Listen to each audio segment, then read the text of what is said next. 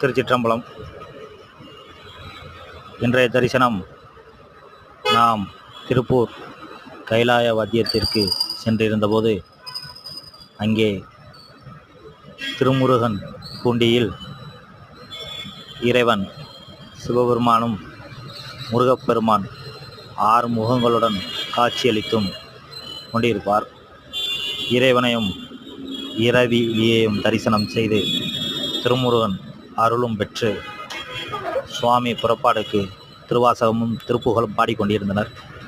அதிலையும் கலந்து கொண்டு சாமி புறப்பாடாகும்போது சாமியை தரிசனம் செய்து இறையொருள் அனைவருக்கும் கிடைக்க வேண்டும் என்பதற்காகவே நமது ஸ்ரீ சித்தர்கள் குருபூஜை அறக்கட்டளை யூடியூப் சேனலில் இப்பதிவினை பதிவிடுகிறோம்.